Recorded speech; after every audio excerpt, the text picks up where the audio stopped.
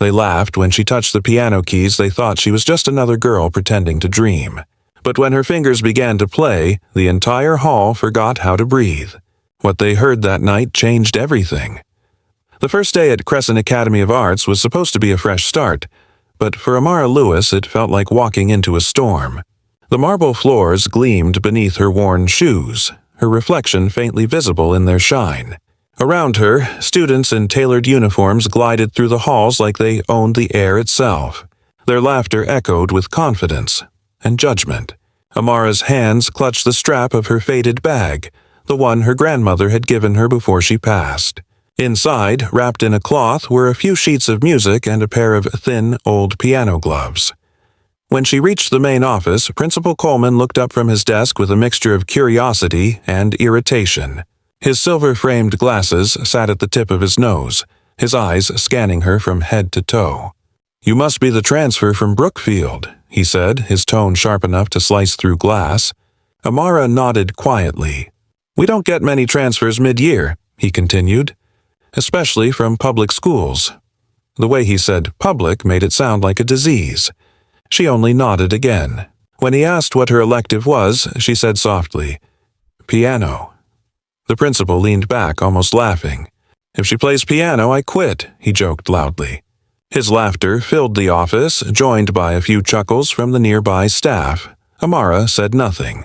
Her face remained calm, almost peaceful, as if she had heard it all before. She signed the last of her forms, thanked him politely, and left. Behind her, Coleman muttered something about delusions of talent. As she walked through the music hall, she could hear the rhythmic thump of piano keys from the grand auditorium. The elite students were rehearsing, their fingers dancing in perfect coordination. One boy, Ethan Ward, the Academy's prized pianist, was playing a fast classical piece. His posture was perfect, his movements sharp and deliberate. The other students watched in admiration. When Amara stopped by the door to listen, one girl whispered loudly, "Don't stare. This isn't your kind of music." Amara turned away, her heartbeat steady, her steps unhurried. She found her assigned locker in the farthest corner of the hallway, beside a rusted radiator. While other lockers shimmered with nameplates and ribbons, hers was plain, unmarked, almost invisible. She didn't mind. She preferred silence over spectacle. Later that day, during her first music theory class, Mrs. Hayes introduced her with a tone that could freeze the air. "Class, this is Amara Lewis. She'll be joining us for the semester." The room went quiet.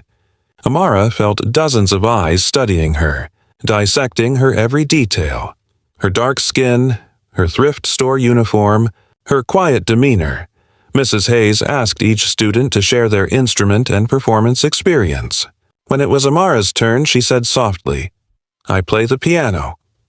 A few students snickered. Ethan leaned back in his chair and said, "You mean you try to play?" The laughter that followed was low and cruel. Mrs. Hayes didn't stop them.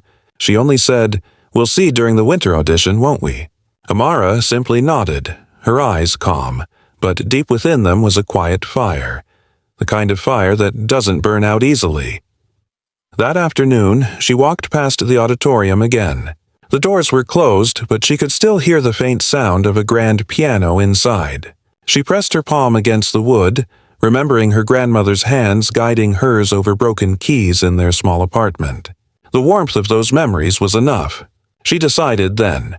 She would perform at the Winter Music Gala. No one would believe it, but that didn't matter.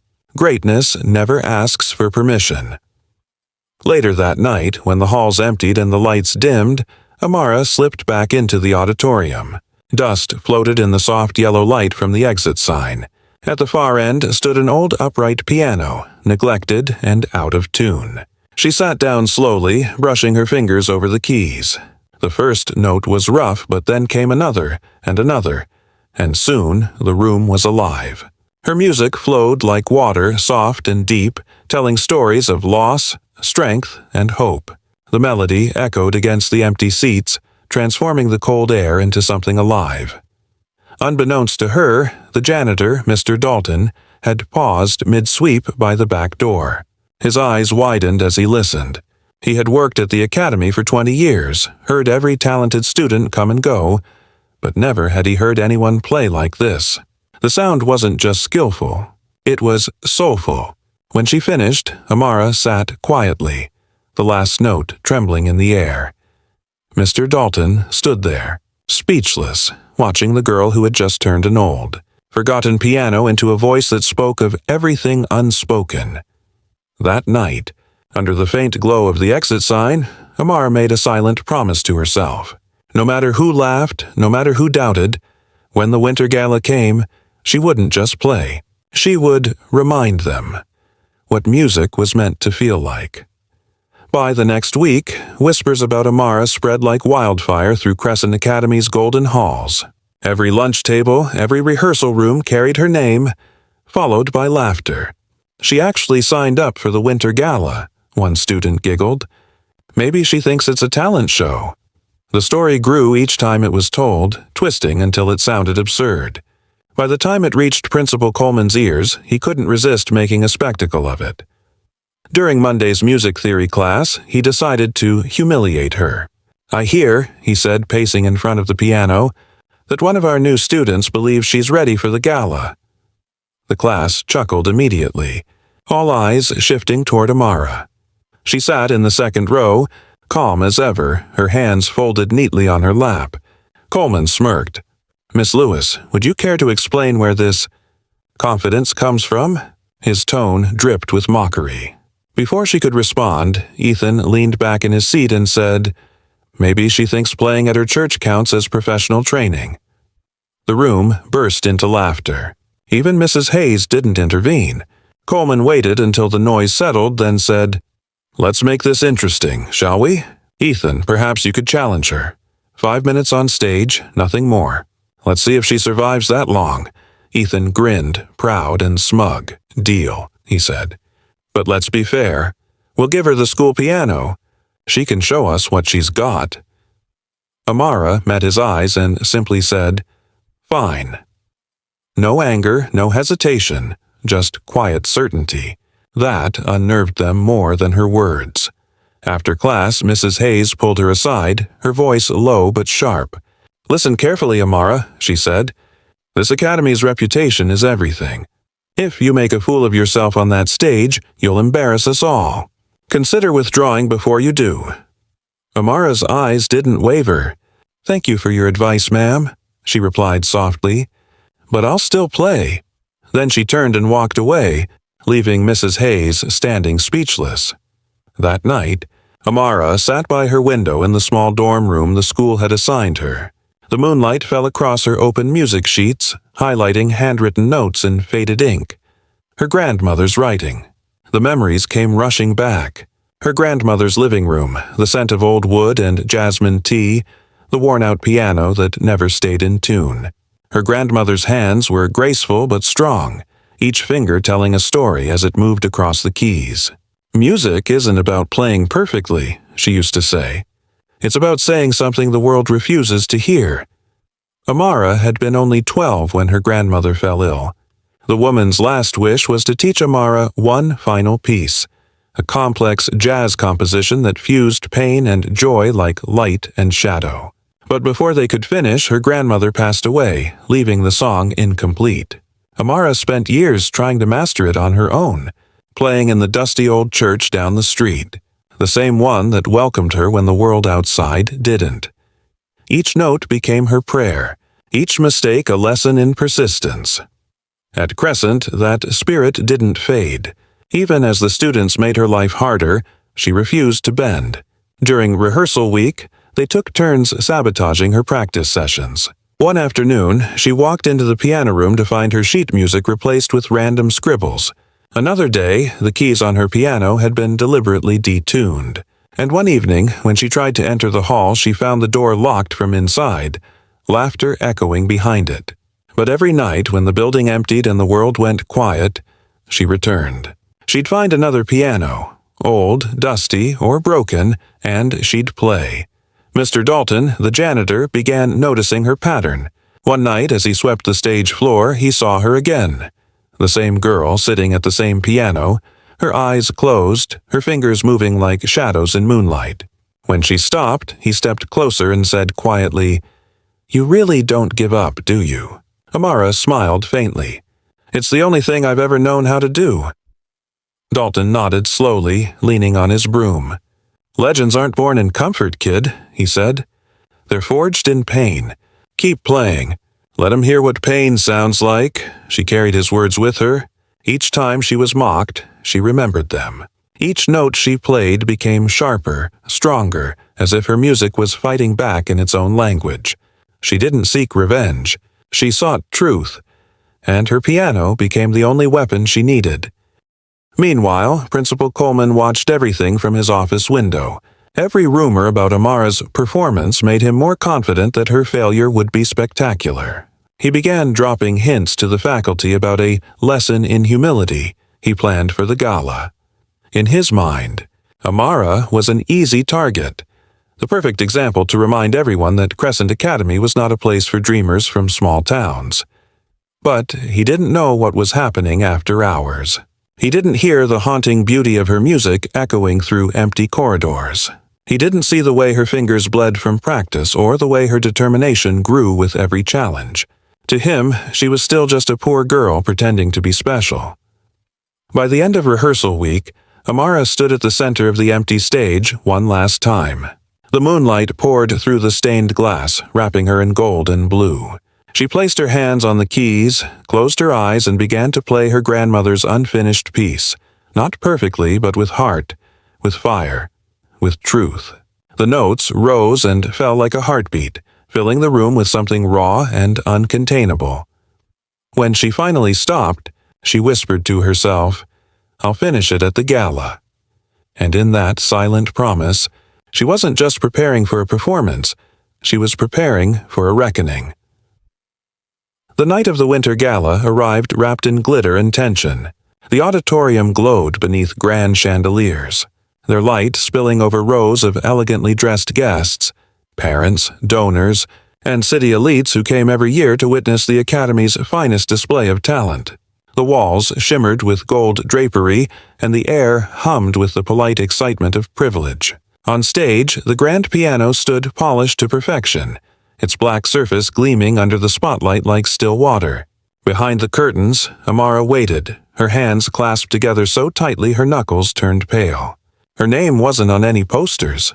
No one had introduced her at rehearsals. To most of the audience, she didn't exist. The evening opened with a showcase of talent that defined the Academy's reputation. A string quartet began the night, followed by a violin solo so sharp and precise it drew murmurs of approval from the crowd. Then came Ethan Ward, the pride of Crescent Academy. As he stepped onto the stage in his tailored suit, the audience erupted into applause before he even touched the keys. Principal Coleman sat in the front row, his posture straight and smug, already imagining the glowing reviews that would follow. Ethan adjusted his cuffs, placed his fingers on the keys, and began a flawless rendition of Chopin's Ballade No. 1. Every note glittered like crystal. His movements were elegant, rehearsed, predictable, and perfect. When he finished, the hall thundered with applause. People stood, clapping loudly, calling his name. Coleman smiled broadly, leaning toward the board members beside him. "Our Academy's future," he whispered proudly. For a moment it seemed the night had reached its peak. The principal rose from his seat, ready to end the performance lineup on a triumphant note, until a student volunteer hurried to the microphone and nervously announced, "Our final performer, Amara Lewis." The name hung in the air like an echo that didn't belong. The chatter began immediately, whispers rippling through the hall. "Who?" someone asked. "Is she new?" Another murmured. A low chuckle rose from the back, some students recognizing the name with disbelief. Principal Coleman froze mid-step, confusion clouding his smug composure. He hadn't approved her slot. He looked toward the stage crew, but it was too late. The spotlight had already turned to the side curtain. Amara stepped forward. The chatter fell to a hush. She wore a simple navy dress, nothing glamorous, her hair tied neatly back.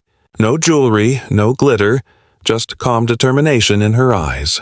She walked slowly to the piano, her steps echoing in the silence. As she sat down, her hands hovered over the keys. For a second, she didn't move. Her reflection shimmered on the piano's surface, her own face steady, unshaken. Then she exhaled softly and began to play. The first note didn't sound like anything they had heard that night. It wasn't the precise, polished tone of classical perfection. It was raw, rich, alive. The melody unfolded gently, a blend of jazz and classical rhythms weaving together in ways that felt both new and ancient. Her left hand carried a steady heartbeat of bass notes while her right hand painted emotion in waves. The sound was different, daring, soulful, unpredictable. The audience leaned forward, trying to understand what they were hearing. Her music told a story. The pain of loss, the resilience of hope, the defiance of those who had been silenced. It carried the weight of her grandmother's legacy, the ache of practice in forgotten rooms, the rhythm of a heart that refused to quit. Each note built upon the last, rising and breaking like tides against the shore. The air seemed to thicken around her as if time itself had stopped to listen. Ethan, standing backstage, felt his pride twist into disbelief. He had played flawlessly, yet what she was creating wasn't about flawlessness. It was about truth. He could feel it in the way the audience sat frozen, breathing in unison, unable to look away.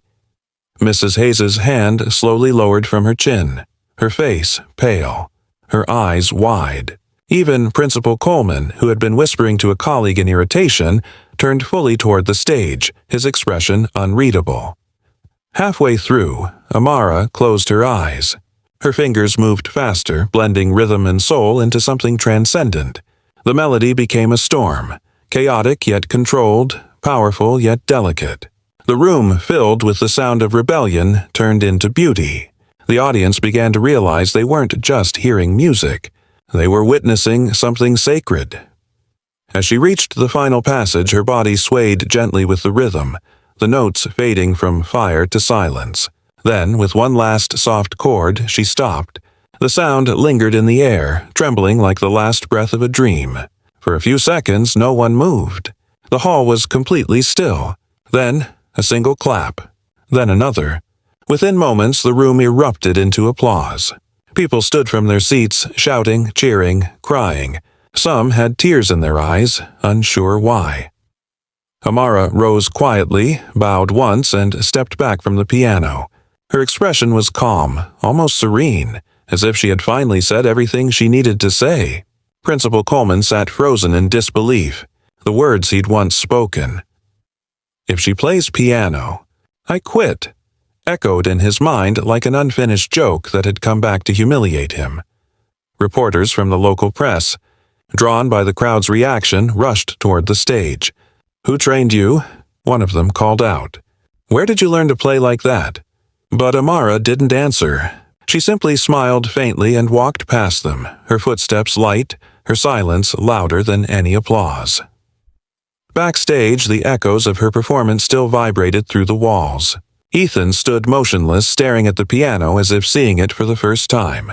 The gala had been meant to showcase perfection, but tonight it had witnessed truth. And everyone in that hall knew, deep down, that they had just heard a legend being born. By the next morning, Crescent Academy was no longer the quiet, polished school it had been. The performance hall that once echoed only with privileged applause was now surrounded by news vans and flashing cameras. Overnight, a video of Amara's performance had gone viral. The caption read, "The unknown pianist who redefined music." Millions watched the haunting, powerful blend of classical and jazz that had poured from her fingertips. Comment sections overflowed with awe. Who is she? Where did she learn to play like that? This is more than music. This is soul. Within hours, she was trending across every platform. Crescent Academy, a school known only among elite circles, suddenly found itself at the center of a global conversation. Principal Coleman arrived at the academy early, his face drawn but his eyes alight with false enthusiasm. He saw opportunity in what had unfolded.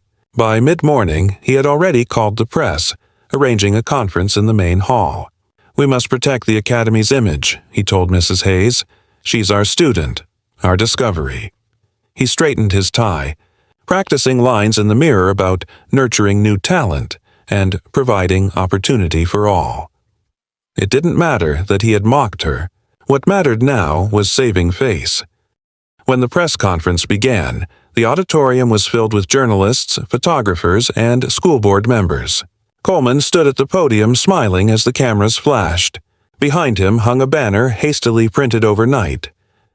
Crescent Academy celebrates its rising star. Reporters crowded the front row, microphones pointed toward him. "Thank you all for coming," he began, his voice smooth but trembling slightly. "Last night, Crescent Academy had the privilege of introducing the world to one of the greatest young talents of our generation, Amara Lewis. Her extraordinary performance reflects our school's commitment to excellence and innovation in music." The reporters scribbled notes. One of them raised a hand. "Principal Coleman," she said sharply, "there's talk that you didn't actually approve her performance. Is that true?" Coleman laughed awkwardly. Well, there may have been some miscommunication," he replied.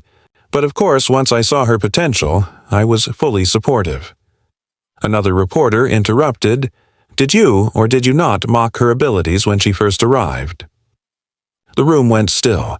Coleman's smile faltered. Context matters. My comments were misunderstood."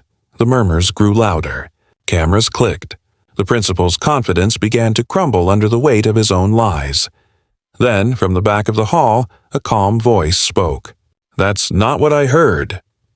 The crowd turned as an elderly woman stepped forward leaning on a polished cane. She wore a gray coat and carried herself with quiet dignity. Coleman's face blanched. "Who are you?" he asked. The woman smiled faintly. "Someone who knows exactly who your student is." The room hushed. She handed a file to one of the reporters who read the document quickly before looking up, astonished. "This says that 2 years ago, an Amara L. won the National Young Composers Award, the youngest in the program's history." "Is this the same person?" The woman nodded. "Yes, she disappeared from the public eye after her grandmother's passing. Her full name is Amara Lewis, the prodigy the world thought was lost." Gasps rippled through the audience. Coleman stumbled backward, his mouth opening but no words coming out. "You mean, she was already—" The woman cut him off gently. "Already a legend in the making. But she didn't need your approval to be one." The board members exchanged stunned looks. One of them, a stern man in a navy suit, rose and turned to Coleman. "Is this true? You dismissed her talent? Mocked her in front of the class?" Coleman tried to recover. "Now hold on, But the man raised a hand. "Enough. I recall you saying something rather bold last week. If she plays piano, I quit." The sentence echoed through the hall like a verdict. Laughter and murmurs filled the room, some reporters unable to hide their amusement. Coleman's face turned pale, sweat glistening at his temples. "It was a joke," he stammered, but the board member shook his head. "Not anymore." The cameras caught every second. The once arrogant principal reduced to silence by the truth. As he was quietly escorted out, Amara entered from the side door, wearing her usual calm expression. Reporters rushed toward her, asking a flood of questions about her training, her past, her grandmother. She paused only once to speak.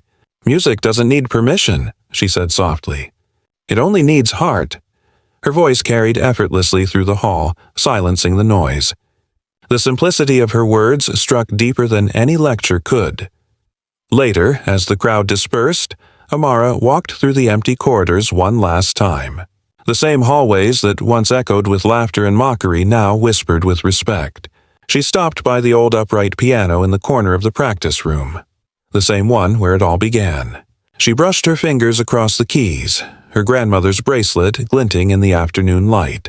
For a moment she closed her eyes, hearing the echo of the past, the lessons, the late nights, the pain that had built her strength. Weeks later, a new video surfaced online, Amara performing on a grand stage at the National Conservatory, the same unfinished piece her grandmother had started teaching her. But this time she completed it. Each note rose like a memory reclaimed, a tribute to those who had been doubted, dismissed, or silenced. When she finished, the audience stood in awe, not just because she was extraordinary, but because she had made every person in that hall feel something they couldn't name.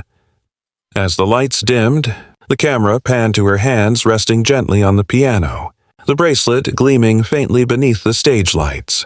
For the first time in years, she smiled. Not for recognition, not for applause, but for peace. And just like that, the girl they laughed at became the legend they could never forget.